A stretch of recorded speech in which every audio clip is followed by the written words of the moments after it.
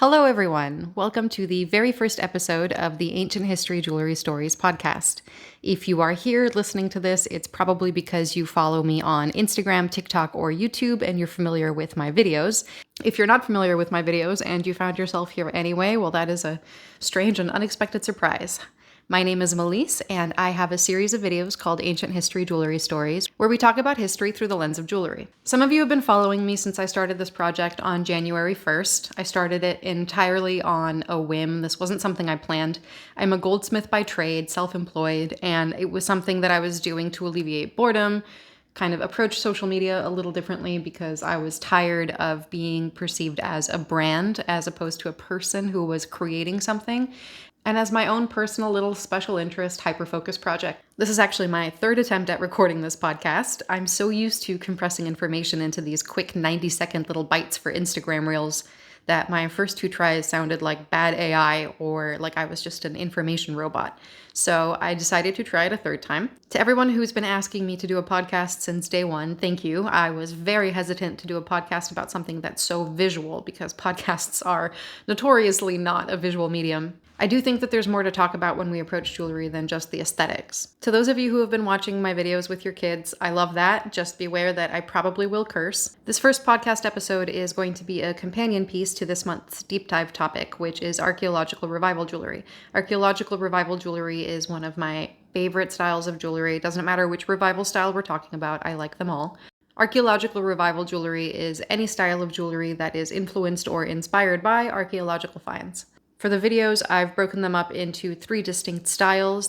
That's Hellenistic revival or neoclassical jewelry, Etruscan revival, and Egyptian revival. I started the videos with Etruscan revival because I think that's the movement that really pushed archaeological revival jewelry into the mainstream. Chronologically, though, we have to start with Hellenistic revival, also called neoclassical style jewelry. In 1738, the ancient Roman town of Herculaneum was discovered under layers of pumice and ash. 10 years later, its larger and better-known sister site, Pompeii, was discovered. These discoveries lit a fire throughout Europe. Everybody was absolutely obsessed with the finds at Pompeii. Unfortunately, because this was before we even had the science of archaeology, the proto-archaeologists who were digging at these sites were using what I can best describe as barbaric or primitive methods, and they were decimating layers of archaeological record. This is so incredibly common for the baby steps of archaeology. On the one hand, they didn't know better, this wasn't an established science, they didn't have the tools or the techniques necessary to do it properly. On the other hand, as much as some of the people involved were deeply invested in the history and the finds, just as many of them were straight-up looters. Fortunately, the important people in charge seemed to understand that the limitations of this burgeoning science were going to do more harm than good, and the sites were left basically untouched for the next 100 years. Herculaneum and Pompeii were ancient Roman cities that were destroyed by the eruption of Mount Vesuvius in 79 CE. I think a lot of people have a mental image of Pompeii and Herculaneum being beset by waves of flowing molten lava, and I do really love that image. That's a really dramatic Hollywood-style way for these cities to be destroyed, but that's not actually what happened. Both Pompeii and Herculaneum were covered in layers of ash and pumice. Pompeii was hit first, which gave Herculaneum some time to evacuate the majority of its citizens, and the people who were left behind were people who were either not capable of leaving, didn't believe there was a threat, or were too stubborn to leave. And we see this every year with hurricane seasons in the south. People just do not leave their homes. They'd rather risk it. The majority of the death and destruction in Pompeii was caused by falling pumice and clouds of ash and smoke, whereas the cause of death and destruction in Herculaneum was what was called a pyroclastic flow, which is a giant wave of heated gases and volcanic material which would have cooked people from the inside. This falling ash and pumice is why we have the preserved casts of bodies at both sites, and the extreme heat and pyroclastic flow is why wood was carbonized instead of burning. In fact, even loaves of bread were found intact but carbonized at Pompeii. So this is the first wave of archaeological revival jewelry, spurred on by the finds at Herculaneum and Pompeii.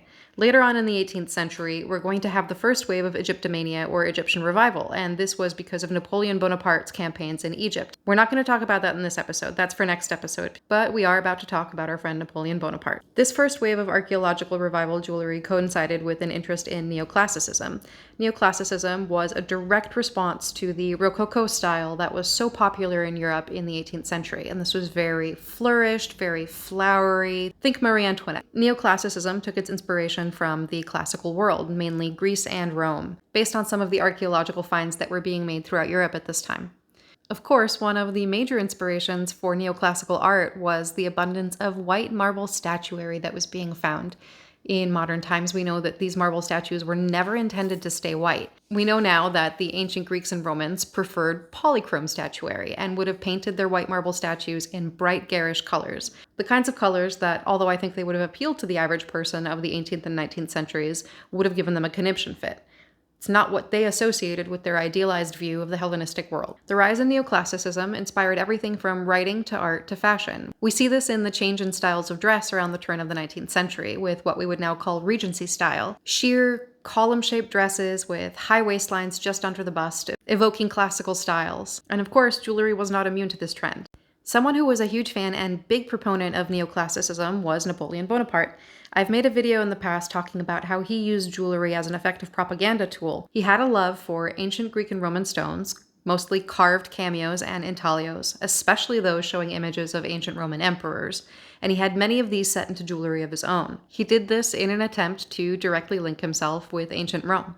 It was part of his brand image and myth building. Hellenistic revival or neoclassical jewelry will often have details like figures from Greek and Roman mythology, micromosaics, amphora-shaped pendants or beads, woven rope chains, cameos, which were made out of hardstone, which is a type of agate, carved shell, or carved coral, intaglio, which are stones with a carved recessed image, a Greek key motif, images of Roman emperors, and of course the ubiquitous fringe necklace. You're also going to see many of these details in Etruscan revival and Egyptian revival jewelry. There's quite a bit of blurring of lines between the three styles. Hellenistic revival jewelry was popular up until the early 1800s, and then eventually it gives way to Etruscan revival jewelry. One of the major catalysts behind the Etruscan revival jewelry movement was a find made in 1830s Italy.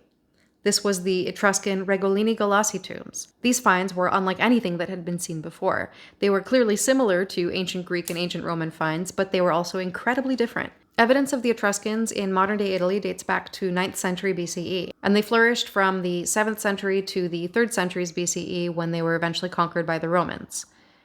One thing that really stood out about Etruscan culture is that women were most likely given equal status to men. This is incredibly different to ancient Rome, which was a literal patriarchal society. In ancient Rome, a man had the right to kill his children into adulthood. Like, well into adulthood. Like, you could be a 45-year-old grown-ass man with a family of your own, and your father still had the right to kill you. So the ancient Etruscans and their respect for women was blowing the minds of Victorian-era Europeans living in what were then also fairly patriarchal societies. Another thing that was really special about the Etruscans is that their funerary finds indicated that the people must have been highly literate. Their funerary finds are covered in writings. There are inscriptions on everything from toiletry cases to mirrors. The Etruscan people loved to read and loved to write. The Etruscans wouldn't have called themselves the Etruscans, though. They would have called themselves the Ravenna. The Greeks called them the Tyrrhenians, and the Romans called them the Tusci or Etrusci, which is where we get the word Tuscany. They were deeply influenced by Greece and Roman culture, and they were part of the Hellenistic world, but they were also their own distinct cultural group. You do, however, see Etruscan jewelry featuring a lot of ancient Greek and Roman motifs, like their mythological figures and gods. The excavation of the Regolini Galassi tombs and other finds being made around this time deeply inspired one man, that is Fortunato Pio Castellani. He was a goldsmith and head of the Castellani family who opened his own workshop in 1814. His shop in Rome started out by imitating fashionable French and Italian jewelry for his wealthy Roman clients. And when these tombs were discovered in the 1830s, Fortunato Pio got special permission from the Pope and the Vatican to examine the jewelry that was found. And these jewelry finds blew his fucking mind. Fortunato became the first 19th century goldsmith to create replicas of ancient jewelry, which started a trend that lasted for over a century. Fortunato Pio was desperately trying to reverse engineer the techniques being used by the ancient Etruscans. One of the hallmarks of Etruscan jewelry is the use of granulation. Granulation is the application of teeny tiny granules of gold to create decorative patterns. They can be very simple geometric patterns, or they can be incredibly elaborate. This technique was not invented by the Etruscans. In fact, it's believed that it goes back to ancient Mesopotamia, at least to the 8th century BCE. But they were definitely masters at it. The ancient Etruscans would have used a technique called eutectic soldering to achieve their granulation, and that probably doesn't mean anything to you. In order to understand why that is even the slightest bit important, I have to explain how soldering works. In metalsmithing and goldsmithing, we usually use a technique called hard soldering. Hard soldering is when you have two pieces of metal that you hope to join together, which in this case is going to be your surface and your tiny gold granule, and you add a third piece of metal, which is an alloy specifically made to have a lower melting point than what you're working with. And then you heat your pieces until your solder melts. This joins your pieces together, but if you're not careful and you use too much solder or you direct your heat in the wrong place, you're going to end up with solder in places where you don't want it, and it's not that easy to get it off once you've gotten it on there. Eutectic soldering is a completely different technique. Eutectic soldering, however, does not require the use of hard solder. Eutectic soldering is when you have your two surfaces to be joined, again that's your surface and your tiny gold granules, and then you apply a solution containing copper-bearing salts. You arrange all of your little gold granules where you want them, usually affixing them with some kind of organic glue, and then you heat everything with a flame or in a kiln until the pieces fuse at the point of contact. A chemical reaction happens with the copper-bearing salts that allow the two pieces of gold to fuse without getting any hard solder involved. This eliminates the issues of solder going places where you don't want it to go, which is especially important when you want to keep crisp lines and you don't want solder pooling in the little gaps between your granules. Victorian-era jewelers did not know about eutectic soldering. They knew that the Etruscans weren't using hard solder, that much was obvious. The work was very clean and there was no pooling of solder. In fact, for the most part, there was no evidence of solder at all. Victorian-era jewelers had to compensate by using the technique of hard soldering, which means that they had to be even more careful executing this painstaking and tedious technique. Trying to discover the secrets of ancient Etruscan granulation became one of the driving forces between the Castellani family's work, and it was definitely a mystery that other European goldsmiths tried to solve as well. Unfortunately, it wouldn't be rediscovered until the early 20th century, and I think saying it was rediscovered isn't quite honest. There's quite a bit of evidence that eutectic soldering has been used continuously in the Arab world for the last few thousand years. But of course, in classic 19th century European fashion, these jewelers did not think to look outside of their small little sphere of reference. Fortunato Pio had two sons, Alessandro and Augusto Castellani, and they took over the business in the 1850s. They decided that they weren't going to focus on selling only to the wealthy Romans who were already patrons of the Castellani house. They were going to sell to wealthy tourists and artists who were traveling on the Grand Tour. You may have heard those words, the Grand Tour. It sounds very Victorian, it sounds very fancy, and it was. The Grand Tour was a cultural tour of Europe that was popular from the 17th to the 19th centuries. This was a vital part of an upper class and aristocratic education. At first, it was only undertaken by young, wealthy men when they came of age, usually between ages 18 and 21, and then eventually women joined the Grand Tour as well. The Grand Tour, in fine neoclassical style, had a heavy focus on what were then called ruins, are now called archaeological sites, and it definitely favored countries that were part of the ancient Hellenistic world. My personal theory is that the whole men thinking about the Roman Empire all the time thing started with the Grand Tour. The two younger Castellanis decided that the tourists coming on this Grand Tour were the perfect audience for the archaeological revival jewelry that they had been selling. Jewelry was an incredibly popular souvenir to purchase in Italy when you were on the Grand Tour, and the younger Castellanis saw that this was a great opportunity to expand their audience.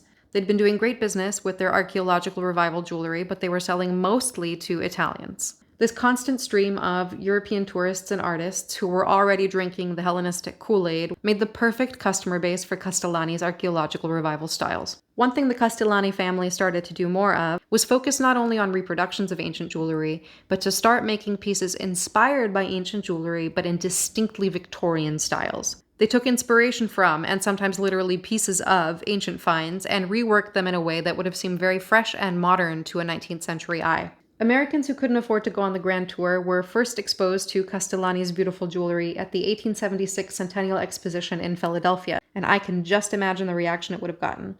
A year later, the whole collection was exhibited at the Metropolitan Museum of Art, and it caused a stir. This is when archaeological revival jewelry really jumped shore, and American goldsmiths started to get in on the trend, making their own versions of archaeological revival styles. The Castellani family not only dealt in archaeological revival jewelry, but they were also deeply involved in the antiquities world. They sponsored excavations, they restored artifacts, and they dealt in antiquities. At this point, antiquities buying was really the Wild West. You could go to Europe and buy whatever the hell you wanted. To their credit, the Castellani family kept the best examples in a museum of their own, which was next to their shop located at the Trevi Fountain in Rome. They did this in an effort to preserve Italian cultural heritage. So while they did want to make money selling some of those sweet, sweet antiquities, they understood enough to know that if they sold the best examples, they were robbing their own country of its cultural heritage. Make of that what you will. The company was eventually taken over by the last Castellani to run it, which was Augusto's son Alfredo. He was the only Castellani who was still alive when eutectic soldering was quote-unquote rediscovered in the early 20th century, and he is the person who willed the entire Castellani collection to be donated to the Italian state after his death. This included antiquities as well as pieces made by the Castellani family. The Castellani house itself closed its doors in 1927, ending a 113-year run. Although the Castellani family was very much responsible for the second wave of archaeological revival, they were not the only jewelers working in Etruscan revival or other archaeological revival styles. One of the other prominent jewelers was Carlo Giuliano. He actually got to start working for the Castellani family, first at their outpost in Naples, and then he was sent to London to open another branch of Casa Castellani. He ended up leaving Castellani and eventually opened his own shop in 1875. He went on to specialize in Renaissance revival jewelry, which is not an archaeological revival style, so we're not going to get into it at length, but it was very popular at the end of the Victorian era when Romanticism started to take hold. Renaissance revival jewelry uses a lot of multicolored enamels, pearls, multicolored stones, and motifs like unicorns, dolphins, and iron crosses. Another prominent figure, especially in the Hellenistic revival or neoclassical jewelry world, was Benedetto Pistrucci. He was an Italian gem engraver who elevated cameo carving to an art that hadn't been seen since ancient Rome. France had its own prominent archaeological revival jeweler, and that's Eugène Fontenay. I'll be highlighting some of his work on tonight's deep dive video. Fontenay was a third-generation goldsmith who opened his shop in 1847. He was very influenced by the Campana collection of ancient jewelry, which was purchased by Napoleon III in 1861 at the instigation of none other than Castellani. The Campana collection managed to inspire both the Italian and French waves of archaeological revival jewelry at two different times. Before finding a buyer for the Campana collection, it was in the hands of the Castellani family for safekeeping, allowing them to closely examine the pieces and further try to reverse engineer the ancient Etruscan goldsmithing techniques. This really helped them refine their archaeological revival style. You'll see Eugène Fontenay's work described as Etruscan revival, but in my opinion, this is pure Hellenistic revival or neoclassicism. His colors are soft and dreamy, a lot of exceptional enamel work, and a lot of very stylized, idealized figures from Greek and Roman mythology. To me, this is the ultimate combination of ancient Greek and Victorian styles. Before we end this episode, I do want to talk about one more neat little overlap with archaeological revival jewelry, and that is how ancient Scythian jewelry led to the creation of the Fabergé egg. I've done a video on this before, but I'm going to tell the story again just because I like it so much. In 1842, Gustave Fabergé opened the famed jewelry house in St. Petersburg, Russia. His son, Peter Carl Fabergé, went on a grand tour of Europe when he was about 18 years old, and he had the tremendous fortune of being able to have the tutelage of multiple master goldsmiths in major European cities. He, of course, was incredibly inspired by this grand tour, and in 1867, a few years after he came back, he started doing unpaid volunteer work at the Hermitage Museum in St. Petersburg, Russia.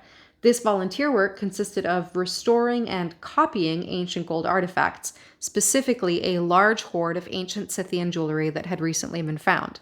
He ended up exhibiting one of his copies of a Scythian bracelet at the Pan-Russian exhibition, and Tsar Alexander III was so taken by his work and so amazed by his ability to copy the ancient Scythian bracelet that he declared that he couldn't tell the difference between the two. And he insisted that the Hermitage Museum display Fabergé's work as an example of exceptional Russian goldsmithing. This, of course, led to a decades-long professional relationship, and this, of course, is what really cemented his place as one of the most important goldsmiths in jewelry history. Archaeological revival styles weren't only limited to the 18th and 19th centuries. On the next episode, we're going to be talking about the two waves of Egyptian revival, the second of which took place in the 20th century. That's the end of our first podcast episode. I hope you liked it. Definitely let me know what you think. I had a few people reach out and ask if I had a Patreon or somewhere where they could subscribe and support, so I went ahead and made one. It's patreon.com/ancient history jewelry stories.